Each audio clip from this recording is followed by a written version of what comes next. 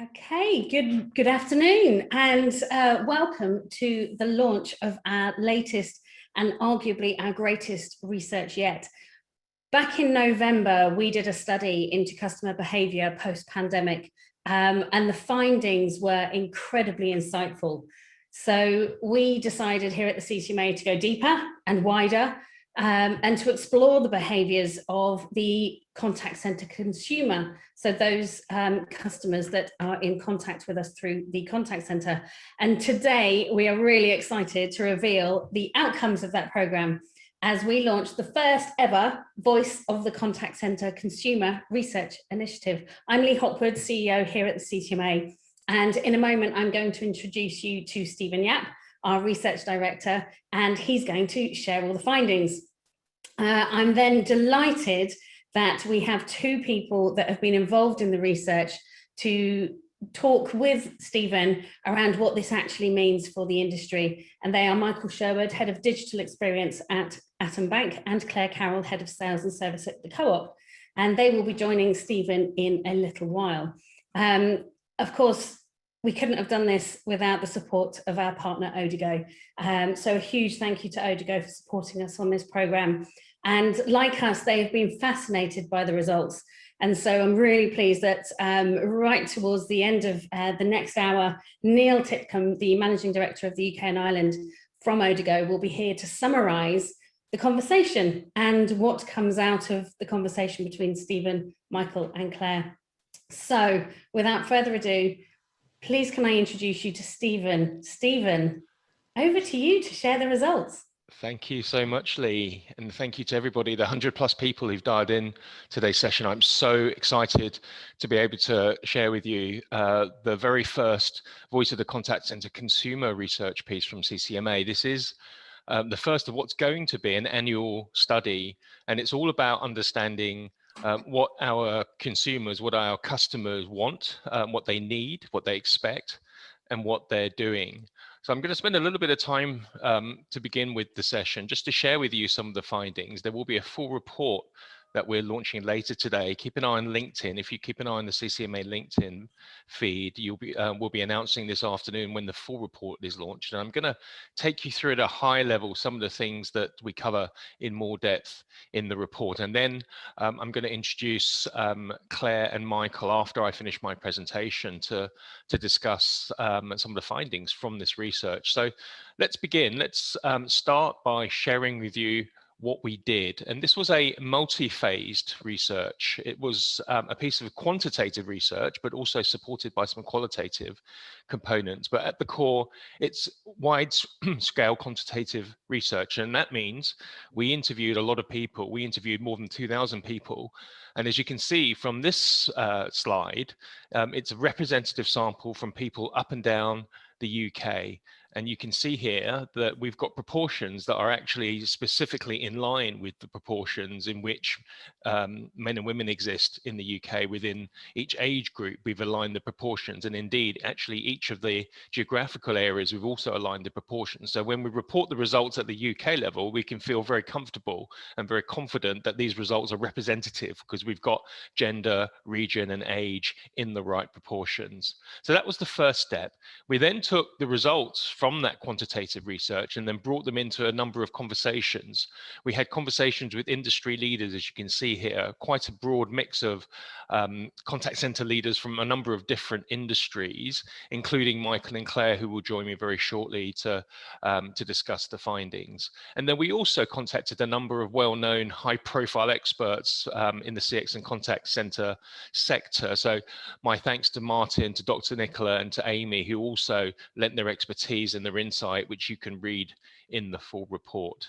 So I'm now going to take you through some of the key things that we're seeing. And one of the burning questions that I had going into this research was, how have things changed? Of course, we've had the most tumultuous 15 months. There's been a lot of speculation. There's been a lot of, shall I say, strong viewpoints in terms of the impact of the pandemic on customer service. So the biggest and the first burning question I had was, what do customers think? What do people think? And so the question we asked was, do you think that customer service today is better than before the pandemic? Do you think it's worse than before the pandemic, or do you think it's about the same? And remember, the quantitative research was done in late March and early April. So we were still in lockdown at that point, but the announcements, of course, about lockdown easing were had been made at that point. And it's only a few weeks ago, so it's still, I think, a pretty good snapshot of customer perspective today. So the answer to that question is, well, it really depends. Opinions are hugely divided. And actually, as you can see from this chart, about 1/3 of us think that customer service is unchanged, it's about the same, not better, not worse. About another third think that customer service is better than before the pandemic. And then another third think that customer service is worse than before the pandemic. So there's a significant amount of polarization you can see in these results. Actually, I thought it was interesting and perhaps a little surprising that if you compare the proportions of those who report customer service is better, it's actually slightly higher than the proportion who think that customer service is worse. It's not a huge difference. We're talking about 3 percentage points, 31% versus 28%. But even nonetheless, it's worth calling out. And it is quite surprising because we all know, of course, working in our sector, we all know how challenging it's been to maintain operations over the last 15 months. We all know that wait times for telephone have increased. We all know that average handling times on the whole have increased, and they haven't gone back down. And we all know, of course, that many, if not all of our customers, that sort of initial forgiveness that we saw at the very beginning of last spring and summer has gone away, and customer expectations, if anything, are back to or even surpassed where they were before. So it might be a bit of a surprise to learn that actually about a third of us think that customer service has got better. So I wanted to dig into this a little bit more. And as I dug into it, what I found was the answer is actually quite different. And your propensity to think that things are getting better or things are getting worse is actually quite different, dependent on a number of things, dependent on your age, your life stage. So this is the same question, but broken down by the different age groups. So what this slide tells us is that generally speaking, generalizing, but generally speaking, younger people are more likely to think customer service has improved since before the pandemic.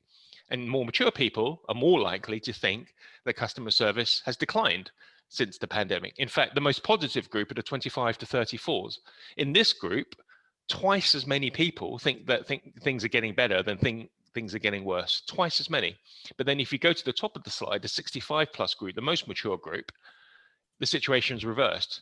Twice as many people aged 65 plus think that customer service has got worse since the pandemic than think that customer service has got better. So it's a very nuanced view. It's a very nuanced view. And I'm going to come back to this in a moment. And I'm going to come back to some of the reasons why I think we're seeing this difference by age group. But to help illustrate this point, let's have a look at channels. So the next part of the research is really looking at channels and looking at what channels are being used by whom, and what is the impact of introducing new channels, new digital channels. What's been the impact on the phone? So here again, I've broken it down not by all of the age groups, but by 3 age groups: 55 plus, 35 to 54, and 18 to 34. And this is the usage. This is the proportion of people in each age group who reported using each of these channels for customer service in the past 4 months. There's quite a lot going on in this chart. There's a lot to absorb in this chart. So let me try to help sort of guide you to the key things that I think we're seeing. The first thing that we're seeing is phone is still absolutely dominant, and that's true of all age groups. Phone is still absolutely dominant. It's by far the most commonly used channel for customer service or for all age groups. The second thing I think is going on is if you compare the bars, you can see that younger people have tended to adopt more channels, have tended to adopt additional channels, whether they be chatbots, whether they be video, whether they be private messaging channels such as WhatsApp. The usage of those additional channels other than phone is highest today amongst younger people. Whereas if you look at the darker bars, phone tends to be the dominant channel, the more dominant channel for older customers, for older people, although it is worth mentioning that actually live text chat, or also known as web chat, is starting to make its presence felt across all age groups. So what are we seeing? And one of the questions that I hear a lot within the CCMA community is, what happens to phone, and can I help to manage my phone demand by introducing new channels? Well, what we're seeing here is evidence actually that by introducing new channels, it doesn't necessarily take away the ultimate reliance on the phone. As you can see here, even among younger consumers, phone is by far the most dominant channel.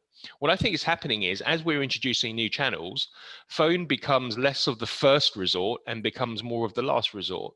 I think what we're seeing is younger people are earlier to adopt those emerging channels, and they're going to those channels in the first instance, or perhaps because they can't get through on the phone, they're quicker to go to other channels. And then only if they cannot solve their problem through those other channels do they go back to the phone. So the answer is, additional channels don't replace the phone, but they may deflect some of that demand. And the priority and the focus clearly must be on improving and maximizing the efficiency, the efficacy of those additional channels if your goal is to reduce phone demand. Now, this point about age, I think it's very easy, and it's a very sort of natural or simplistic conclusion to say, well, older people are slower to adopt things, and they're not, they're more reluctant, they're not as comfortable with emerging channels. And I think there's probably some truth in that. But there's something else I think that's really important to note. Why is it that younger people are quicker to adopt new channels? Well, younger people have grown up with technology. Younger people are much more comfortable with smartphones. If you're 55 plus, chances are you've gone a significant proportion of your life never having to use digital channels. So naturally, your frame of reference is different, and naturally, your comfort level is different, and naturally, your learning curve is different. I think there's something else going on as well. I think that if you look at digital customer service channels, and particularly if you look at the speed at which these channels have been launched, perhaps out of necessity during lockdown, I think what we're seeing here is actually we're optimizing those channels towards younger people. We're using, if you like, a younger person's design mindset in optimizing those channels. I don't think we're doing enough to think about how we can make those emerging digital channels user friendly and less intimidating for older people. And I just wanted to remind everybody, all of us, there's a lot of mature customers in the UK, and this is 10-year-old census data. Obviously, we've just done a census. The results aren't out yet, but the numbers have no doubt increased since then. There are 15.8 million people, probably 16 plus million people today in the UK who are aged 55 plus. That's an awful lot of people who are not using those channels, those alternative channels to their fullest. What can we do to think about the way that we design those channels? I bet you there's not a lot of 55 plus year old digital UX designers or AI designers out there. Naturally, the channel usage and the channel designs will reflect the people who design them. So for me, that's one of the most important points coming out of this research is we need to work harder and do more to make our new digital channels user friendly for more mature customers. This slide shows us future expectation of channel usage. So on the left-hand side, in the blue bars, this is the proportion of people who say they expect to use each of the channels more in the future. And on the right-hand side, in the pink and red bars, are the proportion of people who say that they think they'll use each channel less. So what we can see here is that the two channels that people expect to use more in the future are web chat, followed by phone. So by no means is phone going away. Phone, in fact, is only going to increase in usage. But it's also interesting to see that web chat is at the very top. It's already starting to make its presence felt through actual usage, and it's set to grow further if people's expectations actually translate into behavior. Note also that in person as a customer service channel is pretty low down the list. In fact, it's second lowest on the list. Now, there's no question that people still treasure, value, and feel very favorable towards in-person customer service, but that's simply a function of the pandemic, I believe. That is the legacy of the pandemic, where people are less focused on or expecting to use in person comparatively less in the future relative to other channels such as web chat and phone. So the key point here is that the phone is still king. Phone is not going away. Now, what we are seeing is that thanks to the huge efforts that we've all made, the contact center sector has made to introduce new channels and to migrate some of that demand to self-serve, we're starting to see that come through in our results. As Lee mentioned in the introduction, we did a much smaller version of this research 6 months ago. What I'm showing you here is actually the comparison of today versus 6 months ago, or to be specific, the comparison of October versus April. So this is propensity, or should I say willingness to self-serve. For each of these types of queries, for each of these types of missions, would you be okay to self-serve, or would you prefer to be assisted? So as you can see here, for the simpler types of interactions, such as opening an account or routine servicing, that's where you have the greatest propensity to self-serve. When it comes to more complex types of queries and journeys, like a complaint or getting a refund, not surprisingly, generally there's a stronger preference for assistance. But then look at the column on the right-hand side of your screens. This is the increase. This is the percentage point increase versus 6 months ago. And in 6 short months, we've already seen an increase in that willingness to self-serve, particularly when it comes to delivery-related queries. That's gone from 40% in October 2020 to 46% in April of 2021. And you can see other journeys, other types of queries also having increased in terms of that willingness to self-serve. There's evidence here, thanks to our efforts in providing more self-serve options, that it's becoming normalized, that people are getting on board with the idea of self-serving, and they're doing it, and they realize it's actually, for certain types of queries, it's fine. If you're just looking for an update on your parcel or your package, frankly, self-serve in most cases is the easiest and fastest way to get the information that you want. So why wouldn't you self-serve? And we're starting to see that come through in these results. Now, I wanted to show another age breakdown here, because I was interested to see whether the premise or the hypothesis was true, that actually there is a lot of reluctance amongst more mature customers. But actually what this tells us is that there really isn't. There isn't really that much greater reluctance for older customers when it comes to self-serve. Now, there is when it comes to complaint. You can see that younger customers are more comfortable with the idea of self-serving when it comes to complaints. There is a bit of a difference when it comes to refunds, but for those other types of customer missions, that willingness to self-serve isn't really that different for the 55 plus versus the 18 to 34. So that makes me think back to the fact that the demand is there. It isn't that actually more mature customers are shying away or don't want to self-serve or don't want to use these digital channels. I think it's more about the fact it's partly due to habit, but it's also partly due to the fact that we're not necessarily designing our digital experiences to fully meet the needs of the older customer. I want to move on now to address some challenges for the contact center to address. What are the biggest gripes that people have about customer service? Well, here they are. Not surprisingly, the biggest gripe, mentioned by 37% of people who interacted with customer service, is that I had to wait too long. The second biggest gripe is I had to repeat myself. I had to give the same information twice or more when interacting with an organization. I think we can all recognize these gripes. We all know about wait times. We all know about hold times. There's been a huge amount published and debated in the press about wait times. But also note that 1 in 3 of customers had this issue about repeating themselves. And I think that speaks to the challenge that many of us still have with our legacy systems, which don't talk to each other. It speaks to the challenge that advisors have actually in the contact centers, joining up information. It speaks to the challenge that we have joining up different channels. A customer or a consumer might enter or might interact with us through one channel, and then might be through a chatbot, and then they transfer to phone, and they have to repeat themselves because perhaps our underlying systems don't talk to each other. It's going to be interesting to see over time how this changes, and whether actually things get better over time as we invest more in connecting our systems. Interestingly, this is another age cut. You know, there are some intrinsic differences, I think, between younger and older people. Younger people tend to be less patient, and there's evidence here.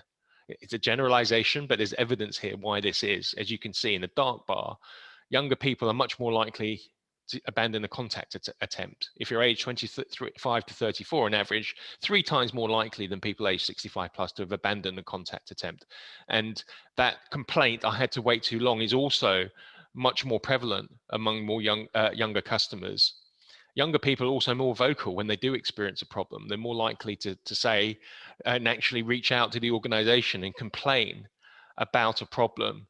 So there are some differences, and I think we are seeing some differences in terms of age cohorts, and there are a number of implications. I've talked about the implication in terms of service design, experience design for older people, and the fact that I don't think we're doing a good enough job for older people. But I think there's also a piece about knowing your customer, and perhaps even segmenting your customer.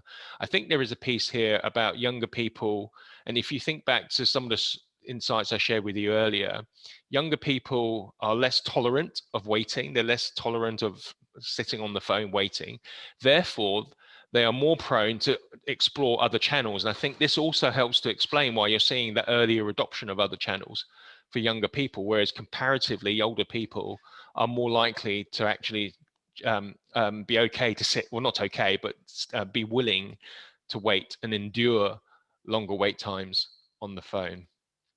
There is one more finding I want to share with you, and there's a lot I could talk to you about this, but I'm just going to summarize it in one chart. And the finding I would describe as the contact center as the front line of brand experience. Is this something that I'm seeing and I'm hearing more and more? What happens in the contact center doesn't just influence the perceptions of the customers and the people who we interact with in the contact center. It influences other people. What we can see here is the incidence of word of mouth and social sharing after a contact experience. And you can see here that 2 out of 3 people will tell somebody else after either a good experience or a bad experience in a contact center. We can see here that a lot of people share both good and bad experiences on a reviews website or on social networks. What I thought was particularly interesting here is that when you look at the likes of Facebook and Instagram, people are even more likely to share good experiences than they are bad experiences. So it's not just about complaints amplification, it's also about sharing positive experiences. And of course, how does an organization manage its brand, manage its perceptions? An organization is what other people say it is. And this amplification of experiences, of contact experiences, is such an important part, I think, of how we should be thinking about ourselves. What happens in the contact center doesn't just stay in the contact center.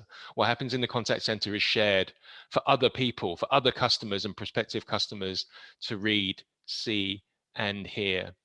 So let me quickly summarize those 5 key learnings. If you download our free report later, you can read more about each of these in depth.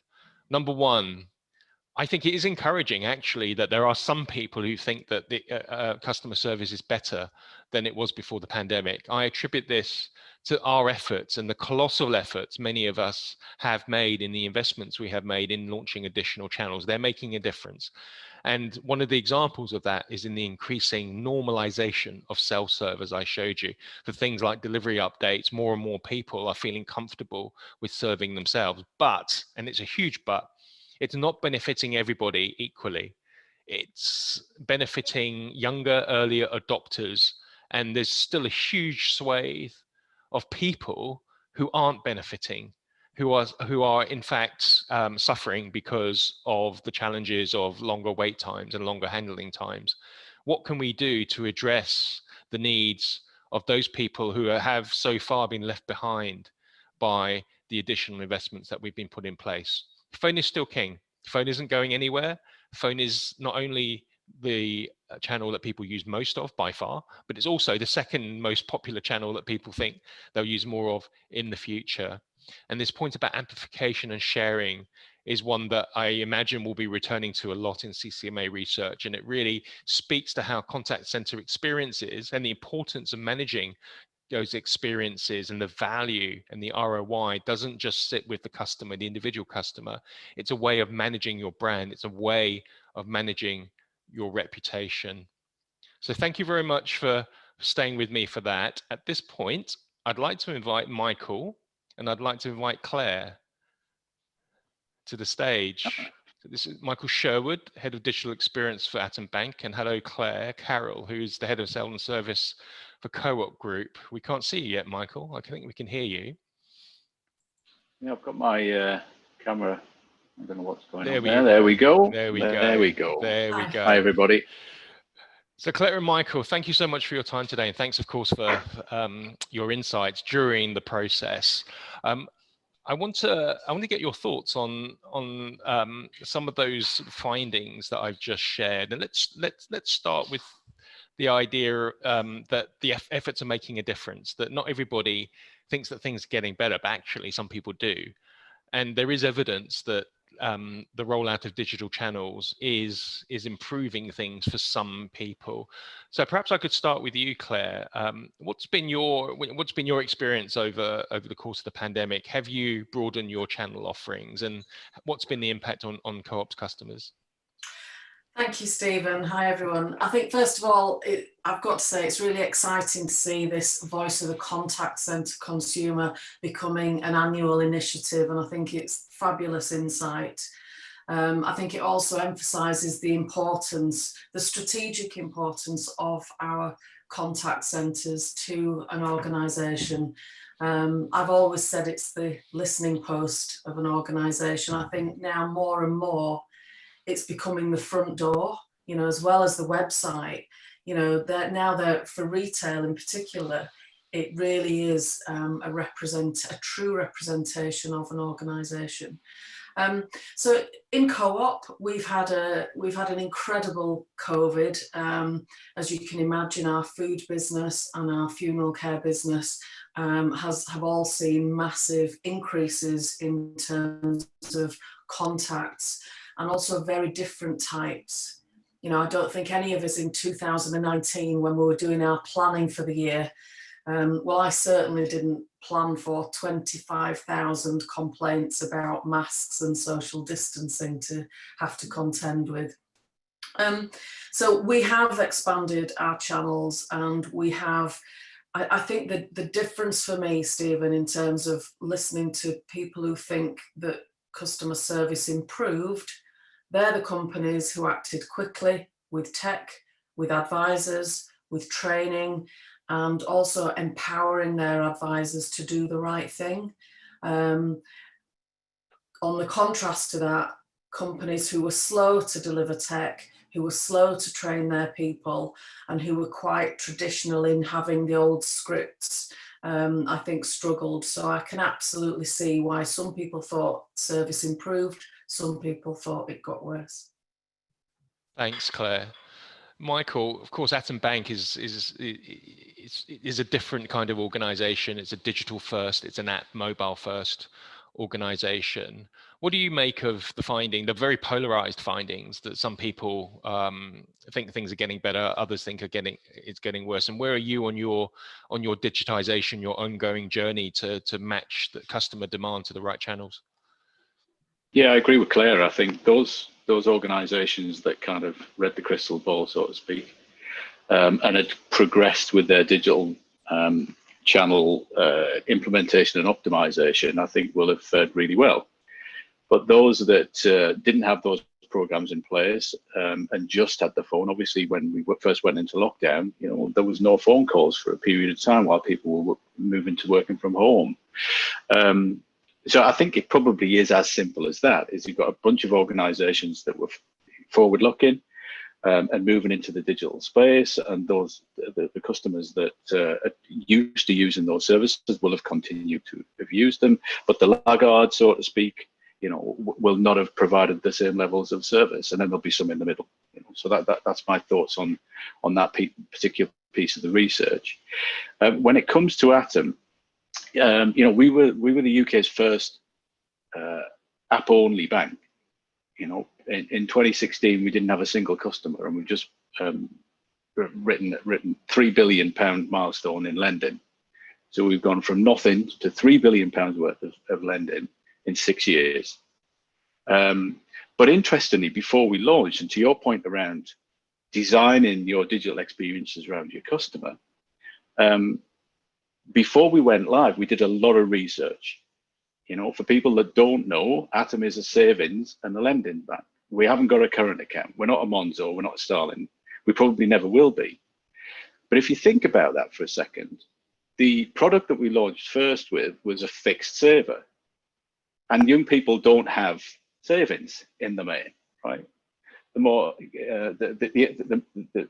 vast majority of people with savings in the UK are older. So we spent a lot of time with an older customer base, working out how we were going to produce a digital experience that they would use. And they told us to keep it very simple and to keep it very safe. To introduce, if you're going to introduce app chat, do it in a secure way, in a secure environment. So we didn't go down the ubiquitous kind of on-device led security features, for example. So we didn't introduce it was Touch ID in those days. Face ID didn't exist, but we used our own security model so that customers felt like they had a bank lock, a digital bank lock, not just an on-device security setting. When we talk to them about app chat, they say, we don't really know what's going on with this WhatsApp thing. You know, we don't know whether to trust Facebook and the like. You know, we built our own in a secure environment and didn't go down the ubiquitous route. And then the UX, from a savings perspective, we designed with customers. So we didn't kind of try and guess the journeys that mattered to customers and to try and guess what simplicity meant. We worked with them and built the whole experience around them. And hey ho, those older customers joined the bank, renew with the bank, and transact with those digital propositions every day. So to your point around designing with customers directly, you know, that's what we've done, and we've proven that it can be done. And older people will use your services if you put them at the heart of your thinking. Yeah, it can be done, and that's such an inspiring case study. I would imagine that many of us perhaps have had to implement new channels in a bit of a hurry because we had to, you know, sometimes in a matter of weeks even, and perhaps haven't had the opportunity yet, or didn't have the opportunity at the time to do the research, to do things in such a considered way. So just coming back to you, Michael, do you have any more thoughts based on, you've shared a few already, but to the point about designing experiences, not just for the early adopters, but for everybody? Do you have any other thoughts and any other tips based on what you've learned at Atom Bank as to what does that look like? You know, what are best practices if you're targeting not just the under 40s, but the over 40s? Yeah, I guess, and I've talked about this before, and in my 20 years or so experience working in customer service and customer experience, first base is absolutely key. And first base is understand what matters to customers. And it's, even though it's first base, again, based upon my experience, it's what organizations fail to do time and time and again. So they pay lots of people in lots of different areas, such as design and what have you, to kind of come up with these ideas. And it's all about them. And I don't mean that negatively, it's just what they get paid to do. But actually, if the mindset is to go to your customers, whether it be a target customer base or your actual customer base, and understand the things that really matter to them, and then measure the things that matter and design in order to meet the needs, the true needs. Obviously, you can't solve everything, but if you understand the key things and what those are, you know, be it keep me safe, make sure my data is safe and my money, make sure the app is really simple and easy to use. Don't use ubiquitous tech because I don't understand it and I don't trust it. For example, you know, even though we're a tech-led bank, our founder and chief executive used to be the CEO at First Direct, and First Direct was a telephone bank, is a telephone bank. So within our standards, we said, right, okay, even though we're going to make our journey super simple, we're going to make the phone channel really, really important. It's absolutely key to the overall experience. So we even though you've got in-app chat, FAQs and all the rest of it in-app, we specifically designed what we think is one of the best phone-based experiences in the industry, because we knew that it mattered to our customers. So it really is that simple. It's simple but not easy. Spend the majority of your time understanding the things that matter and be obsessed with that, and then design in order to meet those needs. But it needs to be organizationally led as well, with a list of standards and what have you. Thanks, Michael. And that speaks to one of the other findings, that new channels, additional channels, don't necessarily completely replace phone. Phone will continue to be king, will continue to be dominant, maybe not necessarily as the first resort, but certainly as a last resort. If we could come to you, Claire, you've done a lot at the co-op in terms of bringing new channels to the customer. What have you learned in terms of that omni-channel journey that that you've been on at the co-op, and are there sort of future stages, and where do you think you're going in terms of bringing together multiple channels and bringing together or offering the right channel to the right customer for the right journey? Thanks, Stephen. So we've learnt lots. I think in our food business, you know, when we realised back in March that there were people, co-op customers and members who didn't have an online opportunity or facility, we realised, to your point, that phone was still king. And I remember we set up a vulnerable food service. And one evening I was in the contact centre and I was worried because we were abandoning 30% of calls. And I took the opportunity to ring round other food retailers, and all of them had closed their phone lines. And the only option for customers was that digital journey.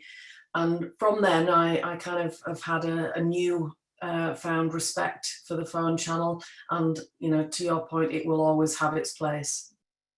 In our funeral business, you know, historically very traditional, always face-to-face, and we've always had great pride in the fact that our funeral directors will always do face-to-face, either in the customer's house or in a funeral branch. Well, of course, the funeral branches had to close. So fortunately, we already had it as an ambition that, you know, we wanted to open up more channels to customers. And you know that the funeral business was changing. Ever since David Bowie died and didn't want a funeral, you know, the direct cremation market has increased. And we were able to really start embracing and train our contact centre people. And we used our branch experience and our experienced funeral directors and arrangers to virtually train our contact centre advisors on how to speak to clients and to handhold them through that journey. And I think back to under Michael's point about safety, we could give comfort to families that they weren't putting their health at risk by having to leave the house when they didn't need to, and we could reach out at a time that suited them via phone. We're planning on having video arrangements.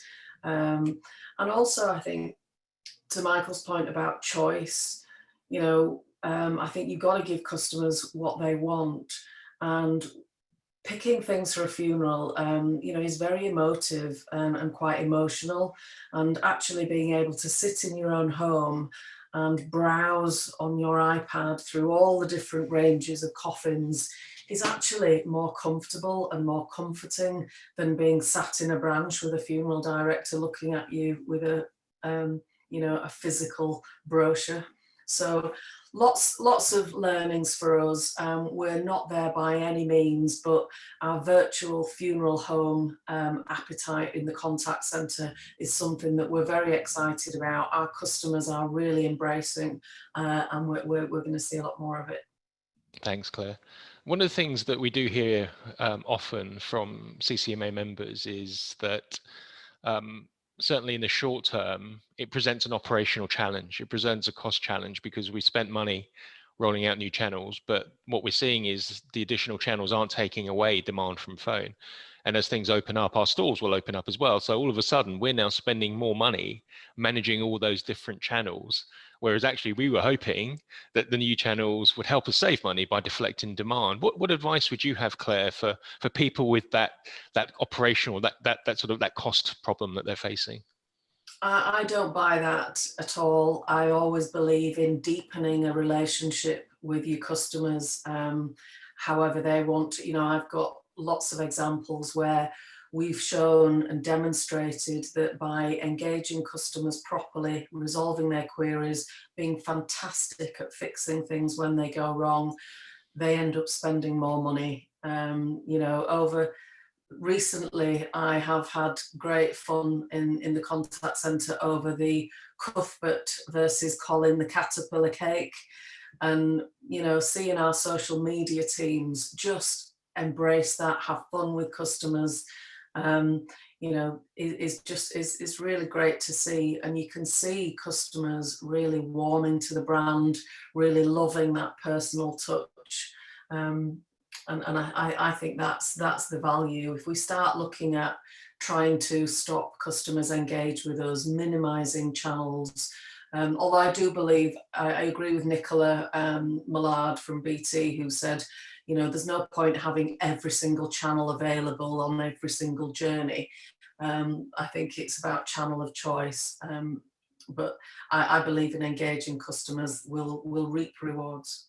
Thanks, Claire. And I think that one of the findings in the research also speaks to that, this idea that contact experiences are a conduit to reputation and brand, because if you've got a happy customer, they'll tell other customers or potential customers, not just in person, but through social media or review sites. And equally, if you've got an unhappy customer, they'll make their unhappiness known to other people. Michael, has that been your experience at Atom Bank? One of the things I was really surprised at is that actually people are equally, if not more, willing to share positive experiences.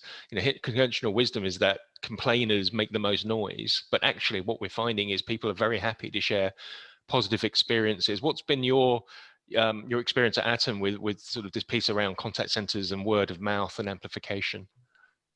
Yeah, absolutely. I mean, as a startup bank, our marketing budgets are, you know, tiny, minute. So again, back to the founding principles of Atom as a business.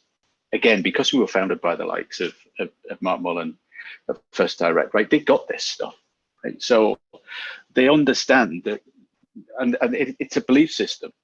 It's not something that they just talk about as an aside, you know, this customer focused thing. They believe in it passionately. Not only because it's in their DNA, but because they know it's good business, right? It works. And sometimes organizations get hung up on this cost thing when it comes to contact centers. For me, it is just common sense. To Claire's point, if you have a bunch of people that really believe in providing brilliant service, your systems and processes are geared up in order to help people do that, regardless of the channel. If you understand what matters to customers and then go give them it, then you will provide brilliant service and they'll tell other people. And that's been the founding, I guess, or the foundations that Atom's been built on, because we haven't gone and spent millions and millions of pounds on advertising because we didn't have it. So yeah, for those people that are listening in, who are having problems with cost and are thinking of going down an automated route, you know, if you can automate it and it works for the customer, then fine. But if it isn't, don't do it, right? Because it won't work. It'll cost you more. You're better off focusing on the phone channel and training your people properly and creating a great culture so that you can answer the phone quickly and resolve the problem. Because if they didn't have a problem, they wouldn't be ringing you. Michael, let me be a little bit of a devil's advocate, if I may. So you're part of a digitally native organization. You were the UK's first app-based bank. You're surrounded by people in a culture led by people who get it. That doesn't necessarily describe everybody. There are folks who get it within their own function, but perhaps are fighting internal battles, perhaps with others who are more focused on things like near-term cost management, which is a reality today, as many organizations are faced with, you know, very difficult challenges. Got to get costs down. Perhaps the journey to better customer experience and good business is the right one to be in for the longer term, but I'm fighting a near-term battle. Would you have any advice for those people who are in that situation, who understand it, are trying to evangelize it, but perhaps feel like they're coming up on doors that are closing or on deaf ears? Keep going. it's never been more important. COVID has kind of amplified the need for customers to be served well. And also, if you don't serve them well, they'll go somewhere else. So keep going. And everybody that I've met within the CCMA kind of family works in this industry because they have a passion for delivering service and doing the right thing for customers. So construct your arguments based upon data would probably be the best bit of advice. Try and come to things like this and take statistically valid information externally and internally to present your case that actually going down a cost-driven route solely for the purposes of saving money actually puts cost into businesses, in my experience, if you do it incorrectly. And try and convince people, using the data that this is the right thing to do for everybody. And if you keep failing, leave. Go somewhere else. Because if it's in your DNA, you can't do anything else. It's pointless staying in an organization that doesn't fit with the way that you think. Get another job. I know that's a bit of a in this environment, but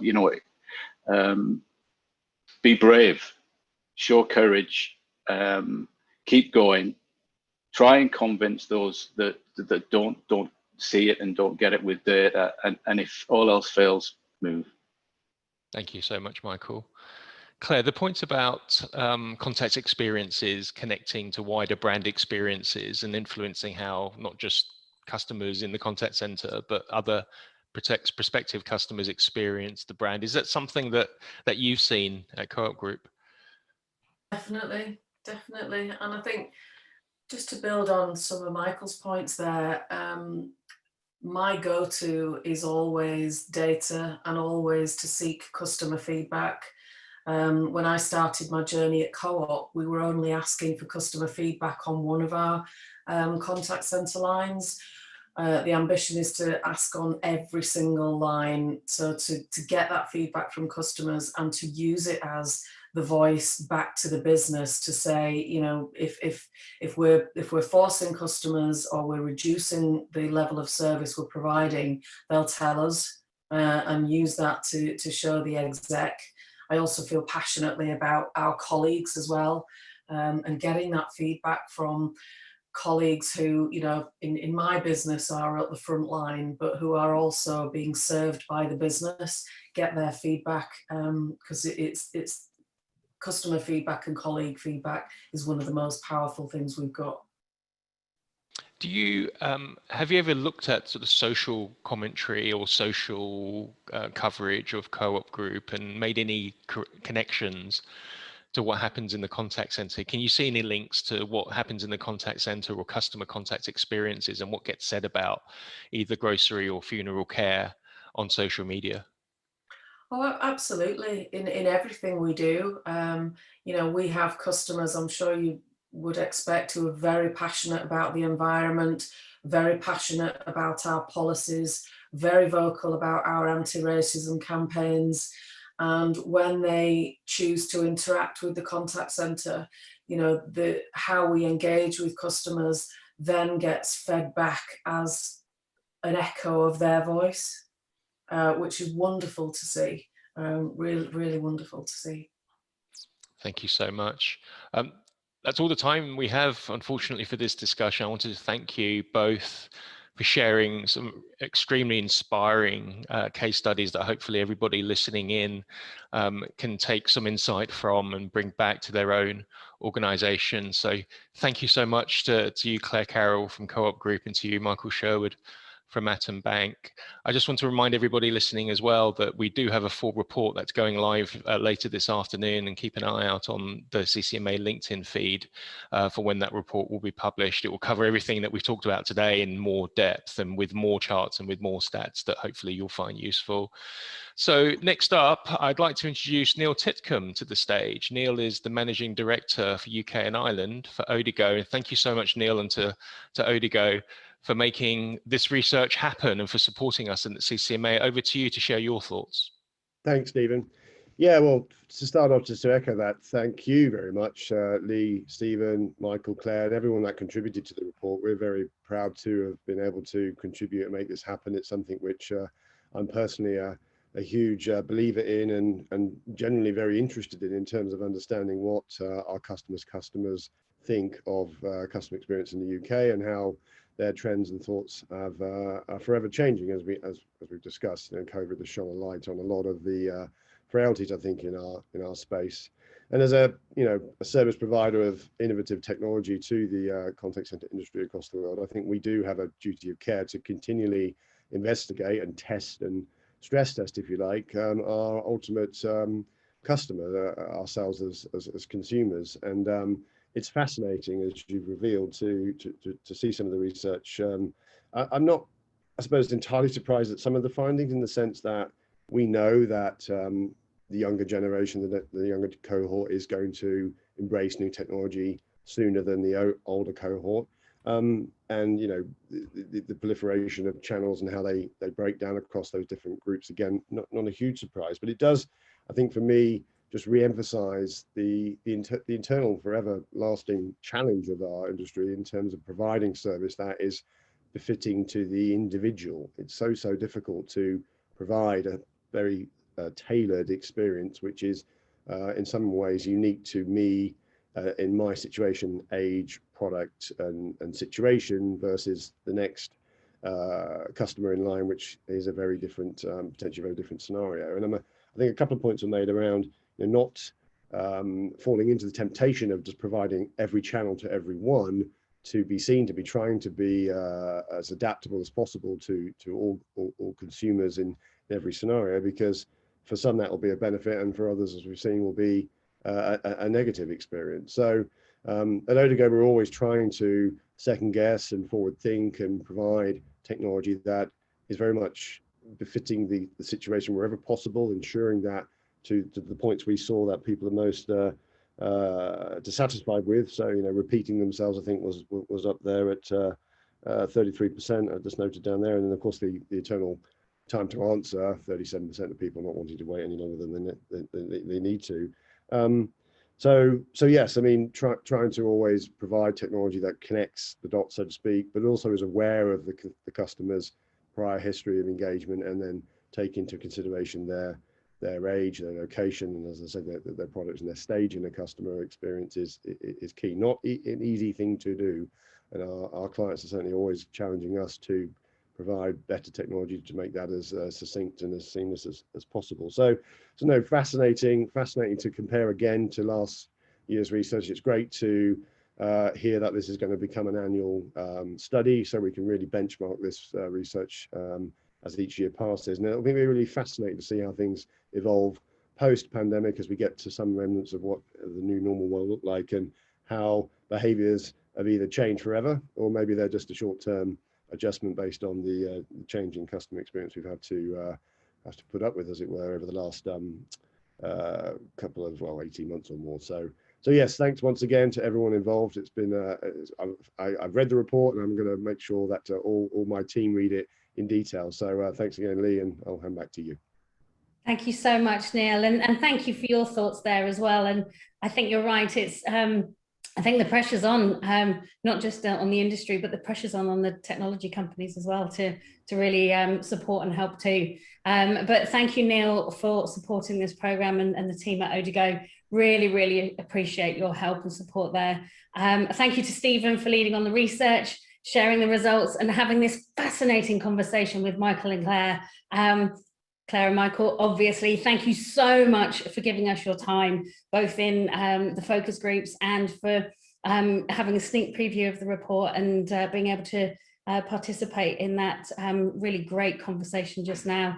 And I'd obviously also like to extend a huge thanks on behalf of the CCMA, Stephen, myself, and Odigo, to all of those that have supported this programme. We really appreciate your support in being able to bring this to market. So, as Stephen mentioned, the full research will be available on the website later on this afternoon. The report, excuse me, the report includes what you've heard today, and then there's some great commentary from all of those involved in the focus groups and from the 3 industry experts. So it is a really good read. And it's more than that. There is so much insight and information in there that I think will really help to develop your own strategies and your plans, and to really support maybe a business case or two as well. So please do look out for us when we launch it via LinkedIn, but we will also be emailing a link to the report to you tomorrow afternoon, and also a recording of this session. So please look out for that email tomorrow. Thank you so much for joining us today. I hope you've enjoyed it. I hope you found that really, really informative, and have a great rest of your afternoon. Take care. Bye-bye.